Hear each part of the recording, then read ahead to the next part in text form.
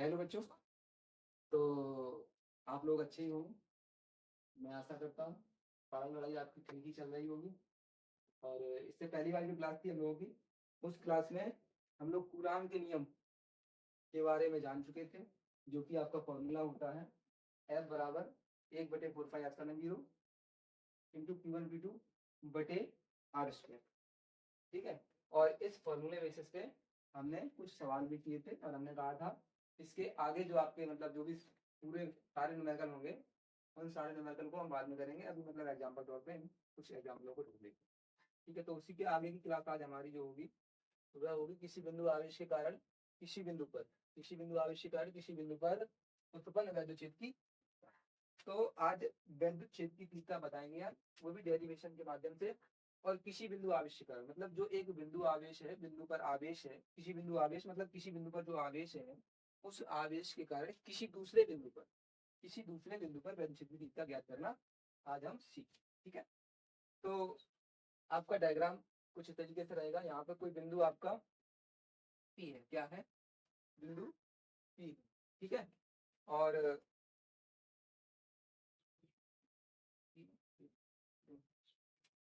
यहाँ पे आपका बिंदु ओ है। ठीक है, बिंदु ओ है और यहाँ पर कोई बिंदु आपका पी है। तो बिंदु ओ पर आपका कोई प्लस क्यू आवेश स्थित है। ठीक है। अब ये जो बिंदु आवेश प्लस क्यू आवेश है, इस प्लस क्यू आवेश को परावैल्यतांक माध्यम के पर स्थित किया गया है।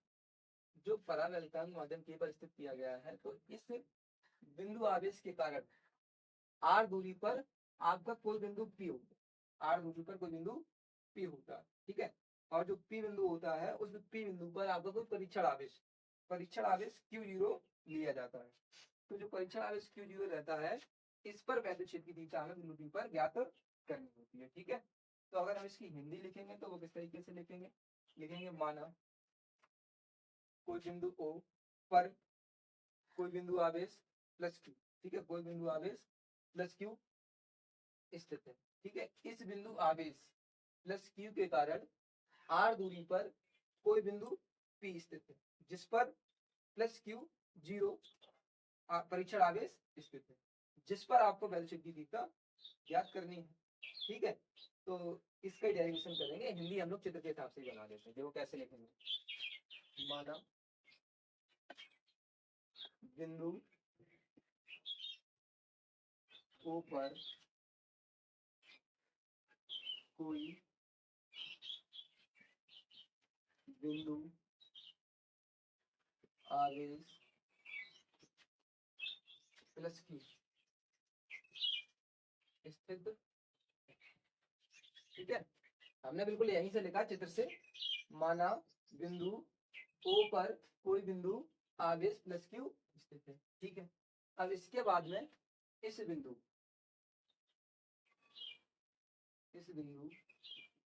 आवेश को के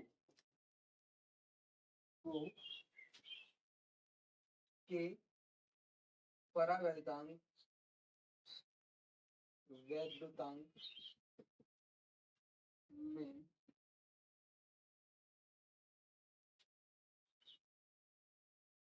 में स्थित किया गया है। ठीक है। इस बिंदु आवेश को के परावैद्युतांक में स्थित किया गया है। बिंदु आवेश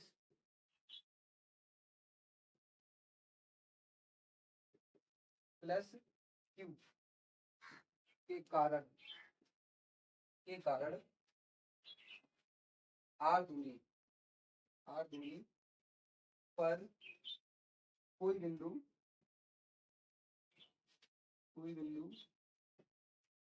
P। ठीक है, कोई बिंदु P, और बिंदु P पर ही आपको क्या ज्ञात करना है, वैद्युत क्षेत्र की तीव्रता। जहां पर वैद्युत क्षेत्र की तीव्रता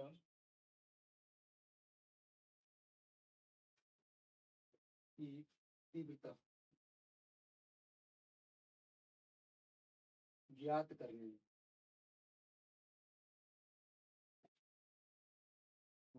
है। ठीक है। हमें जहां बिंदु पी पर वैल्यू की तीव्रता ज्ञात करनी है, और जिस पर परीक्षण आवेश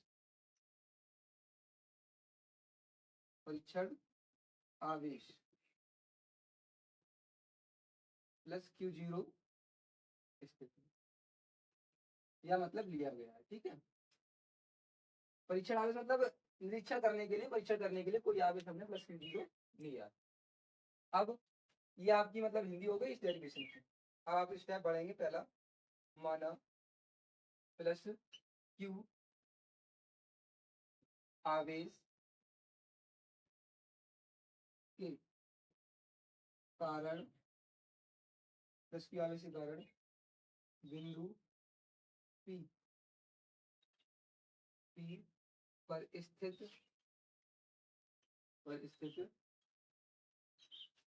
परीक्षण आवेश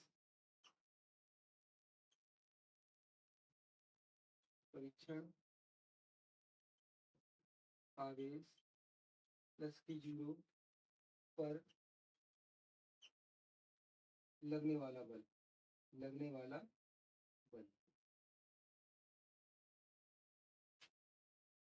तो बल की बात क्यों कर रहे हैं हम? क्योंकि इस आवेश के कारण इस पर कोई ना कोई फोर्स तो लगेगा ही। जैसे पानी का बहाव होता है, यदि सामने कोई मतलब दीवार वगैरह होती है, तो उस दीवार पर पानी के बहाव से कुछ ना कुछ मात्रा में फोर्स लगता है। जितनी तेज पानी का बहाव होगा उतनी तेज फोर्स लगेगा। इसी हिसाब से यहाँ पर आवेश है, परावैद्युत वाले माध्यम में स्थित है, तो इस प्लस क्यू आवेश के कारण इस परीक्षण आवेश पर कोई ना कोई बल लगेगा। डायरेक्टली नहीं आपका मतलब वैद्युत की तीव्रता का फॉर्मूला बनेगा। ठीक है, तो यहाँ पर इस आवेश के कारण इस पर कोई ना कोई बल तो लगेगा। तो हमने यहाँ पर लिखा प्लस क्यू आवेश के कारण बिंदु पी पर या पी पर लिखना चाहे लिख लें, बिंदु पी पर ज्यादा ठीक रहेगा। बिंदु पी पर स्थित परीक्षण आवेश Q0 पर लगने वाला बल। तब आपका बल का फॉर्मूला बता रखा है क्या, 1/4πε0 इंटू Q1 Q2/r²। ऐसा फॉर्मूला हमने तुम्हें बता रखा था।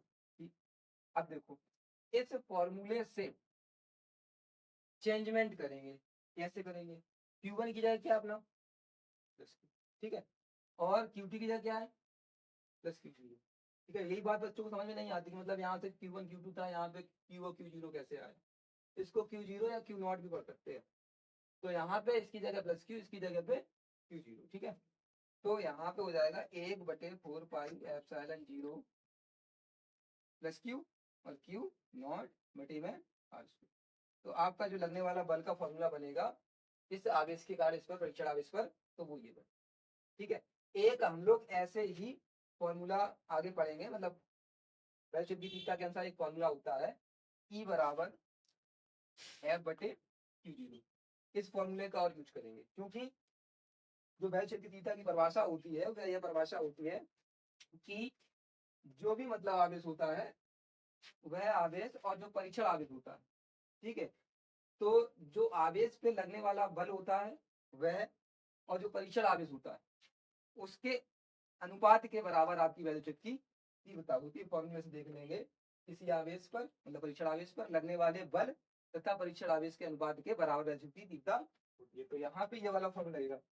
तो अब देखो, यहाँ से E बराबर F/Q होता है, ये सूत्र है आपका।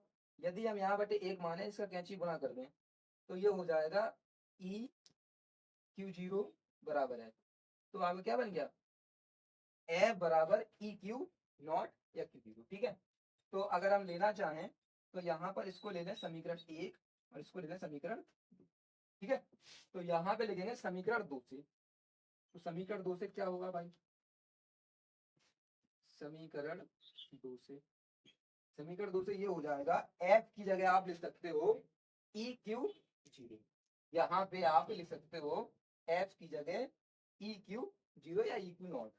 तो ये हो जाएगा EQ0 बराबर 1/4πε0 और Q0 बटे में R²। अब समझिए, यहाँ पे जो ये लिखा है Q0 और यहाँ पे लिखा, दोनों ऊपर लिखा बराबर में, ये जो गुणा में ये जाएगा कहाँ, हाँ मतलब बटे में जाएगा।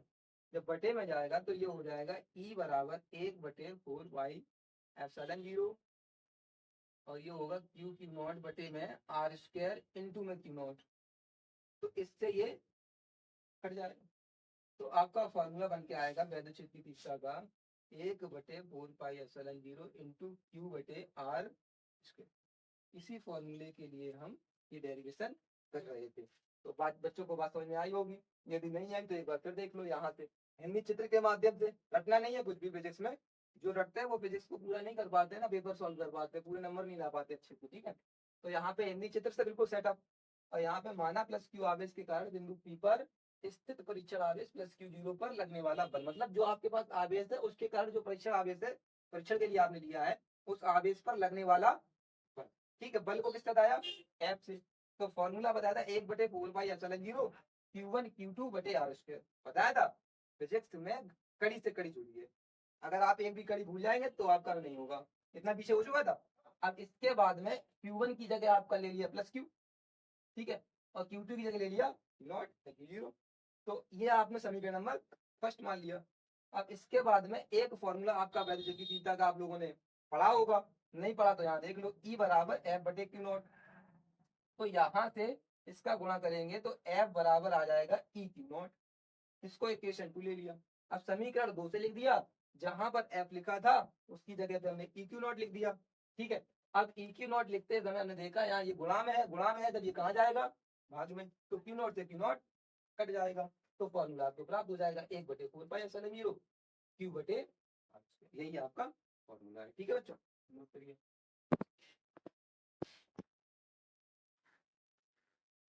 तो अभी हमने इससे पहले किसी बिंदु आवेश के कारण वैद्युत क्षेत्र की तीव्रता का फॉर्मूला पढ़ा, E बराबर 1/4πε0 इंटू क्यू बटे आर स्क्वायर।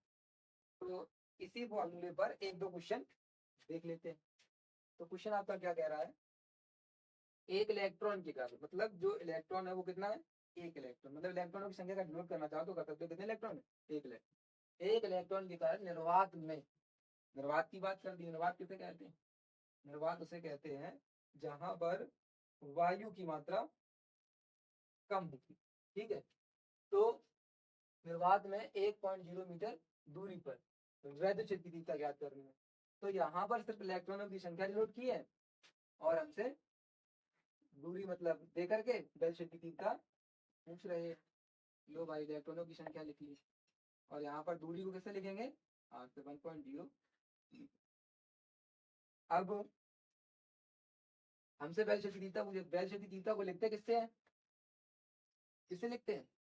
कैपिटल ई से। तो क्वेश्चन मार्क।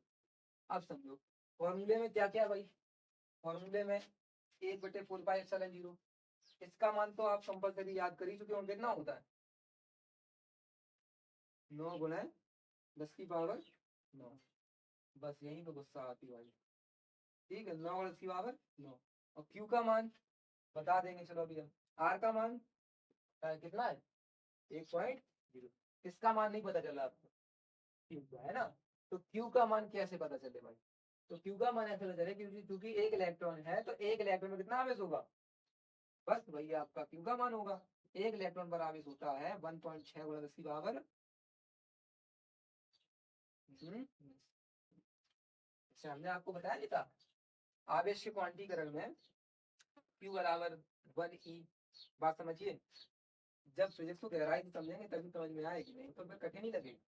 फिर में लिखा 10 प्लस माइनस भी लगा रहे थे, +-2e +-3e बता चुके, बताने के बाद भूल गए आप लोग, ऐसे हमने डॉलर ETC कहा था।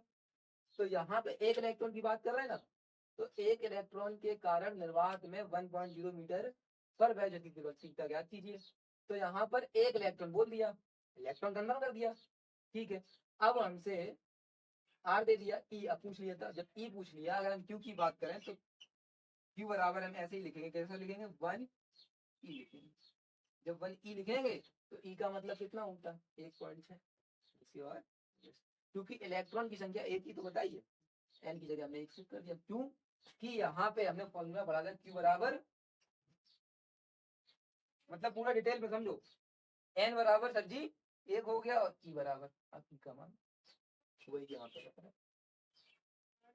नहीं तो फिर याद कर लो Q बराबर क्या होता है 1/4 मतलब 1.1 गुणा 10⁻⁻⁻। याद कर लो। अगर डिटेल में जानना चाहो कि एक इलेक्ट्रॉन है तो एक इलेक्ट्रॉन कैसे Q बराबर N ही, N की जगह पे 1 और E का मान 1.6 ऐसे और कूलाम इसका मात्रक मीटर सी पर कूलाम। आई बात समझ में। अगर फिजिक्स को समझते हैं जुड़कर चलते हैं तो फिजिक्स बहुत सरल है, और नहीं समझते हवाई मारते रहते हैं तो फिजिक्स बहुत फॉर्मूला वो लिखा। तो यहाँ पे रखो बेटा 1/4 पे ऐसा 0 का मान कितना हो जाए 9 × 10⁻9 और Q का मान 1.6 × 10⁻, मान इसका 19/r²। 1.0 या 1.00 दशमलव के बाद कितने भी जीरो हो उसमें और कोई अंक ना हो तो आपका एक ही रहता है, उससे कोई मतलब नहीं रहता है। अब देखो 16 निम्मा 144 दशमलव कितने अंकों के बाद एक अंक की पीछे से दशमलव गिनते हैं। अब यहाँ इसकी पावर कितनी है 19 और इसकी पावर कितनी है 9, कम कर दो कितना बचेगा -10 एक अंक दशमलव और किसका आगे, ठीक है। तो इधर बढ़ोगे उल्टे हाथ की तरफ, ठीक है।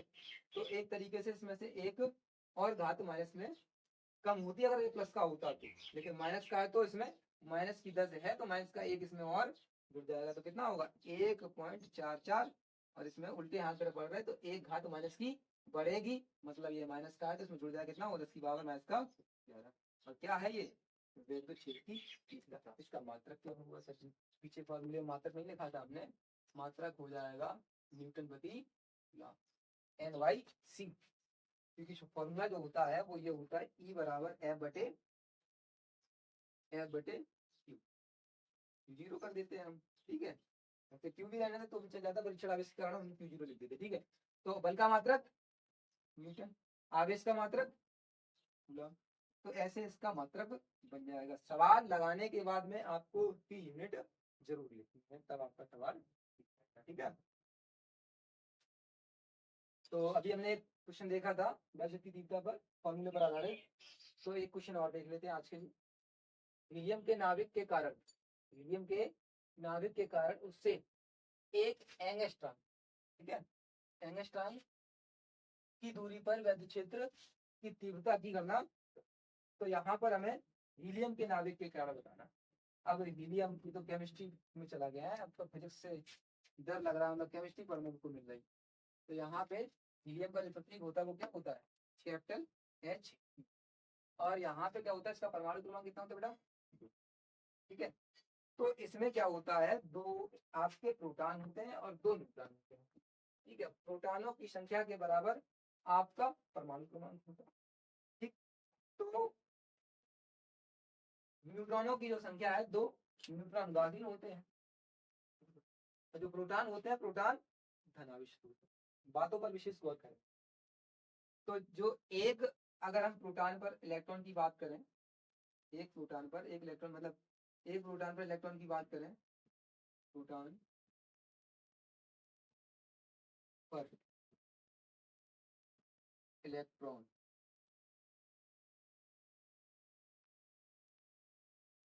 एक प्रोटॉन पर आवेश, सॉरी आवेश, ठीक है। तो कितना होगा 1.6 गुणा 10 की पावर -20 कूलॉम, क्योंकि एक प्रोटॉन पर एक इलेक्ट्रॉन मतलब ए का मतलब 1 ई और ई का मान 1.6 10 की पावर ज्यादा आपका पीछे था, ठीक। अगर हम बात दो प्रोटॉन की करें, दो प्रोटॉन पर आवेश तो क्या होगा 2 गुणा कितना समझ रहे 2 गुणा 1.6 और 10 की पावर -19 16 दूनी 32 कितने अंकों के बाद एक अंक के बाद। आप समझ गए होंगे पूरी पूरी बात की सर जी हीलियम नाभिक के कारण उससे एक एंगस्ट्रॉम की दूरी पर तीव्रता। तो हीलियम में प्रोटॉनों की संख्या होगी 2 और न्यूट्रॉनों की संख्या होगी 2। न्यूट्रॉन होंगे उदासीन तो उसका कोई आवेश नहीं होगा, न्यूट्रॉन होते उदासीन उस पर कोई चार्ज नहीं होता, न्यूट्रल चार्ज रहता है, ठीक है। और प्रोटॉन धनावेशित होता है, और हीलियम पर 2 न्यूट्रॉन खत्म हो गए 2 प्रोटॉन बचे, तो एक पर इतना आवेश तो 2 पर कितना आवेश 3.2 गुणा 10 की पावर, तो Q का मान मिल गया। और R का मान आपको पता ही है, R का मान कितना है एक एंगस्ट्रॉम। आप समझो बात को, जब भी आपको कोई भी दूरी या मतलब कुछ भी चीजें दी जाए सवाल में और उसमें मतलब दूसरी इकाई मिले, तो आपको जैसे डिस्टेंस वगैरह दी हुई है, तो उसमें क्या होगा, जैसे एंगस्ट्राम में दे रहे हैं, माइक्रो कूलम वगैरह में दे रहे हैं, तो आपको उसमें चेंज करना पड़ेगा। तो एंगस्ट्राम से मीटर बनाने का सिस्टम क्या होता है, कितने का गुणा करेंगे बताओ, 10⁻, तब ये मीटर में कन्वर्ट होगा। ये आपको याद रखना होगा कि एक एंगस्ट्राम बराबर, हम यहाँ लिख के दे रहे हैं, एक एंगस्ट्राम बराबर 1 × 10⁻−10, या केवल आप -10 लिखा रहने दे सकते हैं। ठीक है, तो एक एंगस्ट्राम बराबर 10⁻−10 मीटर होता है, इतना याद रखना। ठीक, तो अब फॉर्मूले पर चलते, तो ई बराबर 1/4πε0, इसका मान तो बता दिया कंपल्सरी कितना है, 9 × 10⁻9 ही है। ठीक है, और क्यू का मान हमने निकाल लिया है, हीलियम के नाभिक की तरह, बताइए मुझे कितना होगा, 3.2 × 10⁻19। ठीक है, बटे में r², r की वैल्यू कितनी बताई, 1 × 10⁻−10। अब इसका इसमें गुणा कर दो, एक तो एक वैसी संख्या है जिसमें भी मतलब गुणा करते हैं वही हो जाता है, 5 एकन 5, 2 एकन 2, 3 एकन 3। ठीक है, तो केवल आप लिखना चाहें तो लिख सकते हैं 10⁻−10⁻2। यहाँ पे सूत्र लग जाएगा, हमने शायद पहली या दूसरी वीडियो में बताया है, a power n power m का फॉर्मूला होता है a पावर mn। तो कितना हो जाएगा, 10×9। ठीक है, तो ये हो जाएगा कितना, सब गुणा कर लो, 9 9 दूनी 18 की 8 हासिल, 1 9 दिया 27, 27 और 1 28, मतलब कितने अंकों के बाद, 1 अंक के बाद। यहाँ से ये कम कर दो, कितना बचेगा, 10⁻−10, और ये नीचे बटे में कितना हो जाएगा, 10⁻10 20 का 20, और ऊपर जाए घात काय की होगी, प्लस की। अब प्लस की 20 और जो माइनस के 10, तो 10 कम हो जाए, कितने बचे हैं, बताओ भाई, 10 बचे हैं, 2.8 × 10⁻10 बचेगा, वो भी किसका, 10 का। आप समझो बात। अब दशमलव फिर हम किसका आएंगे, सीधे हाथ से उल्टे हाथ तरफ, तो 10 की घात माइनस में बढ़ेगी, एक अंक किसका आएंगे, तो एक अंक बढ़ेगी। फिजिक्स की एक फिक्स वैल्यू होती है, दशमलव एक अंक बाद सुटेबल रहता है इस टाइप से। ठीक है, तो जब इधर से आप इधर एक खिसकाओगे तो एक 10⁻- बढ़ेगी, 10⁻−1 से यहाँ पे 10⁻10 से एक कम हो जाएगा, कितना बचेगा, 10⁻9 बचेगा, नहीं बचेगा, तो कितना, 2.88 × 10⁻9। और हमने बेरशत की तीव्रता का मात्रक क्या बताया था, NY, मतलब न्यूटन प्रति, ये हो जाएगा भैया आपका। ठीक है, कर लीजिए।